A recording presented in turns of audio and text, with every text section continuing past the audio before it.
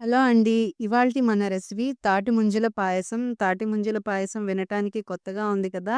But taste అయితే చాలా చాలా బావుంటుంది. మీరు కూడా ట్రై చేయండి. అలానే మన ఛానల్‌ని సబ్స్క్రైబ్ చేసుకోండి. ముందుగా తాటి ముంజల తొక్కలన్నీ తీసేసిన తర్వాత వాటిని ఇలా చిన్న చిన్న ముక్కలుగా కట్ చేసుకోవాలి. ఇప్పుడు కట్ చేసుకున్న ముక్కల్ని ఒక గంట సేపు ఫ్రిడ్జ్‌లో పెట్టేసుకోండి. తర్వాత ఒక గిన్నెలోకి ఒక లీటర్ వరకు పాలు తీసుకోండి. ఎందుకంటే డజన్ పళ్ళు తీసుకున్నాం కదా! తాటి ముంజల్ని. సో, ఒక లీటర్ వరకు పాలు సరిపోతాయి. అలానే ఒక 2, 3 స్పూన్ల వరకు సగ్గుబియ్యాన్ని ఒక గంట సేపు నానబెట్టుకొని, ఇప్పుడు కాస్త బాయిల్ అయిన పాలల్లో వాటిని వేసి ఉడికించుకోవాలి. సగ్గుబియ్యం కాస్త ఉడికిన తర్వాత పంచదార వేసుకోండి. ఇప్పుడు పంచదార కరిగేంత వరకు కుక్ చేసుకోవాలి. కలుపుతూ కుక్ చేసుకోండి. ఇలా 2 బాగా కుక్ అయిన తర్వాత స్టవ్ ఆఫ్ చేసి, ఇప్పుడు ఈ పాయసాన్ని బాగా చల్లారనివ్వాలి.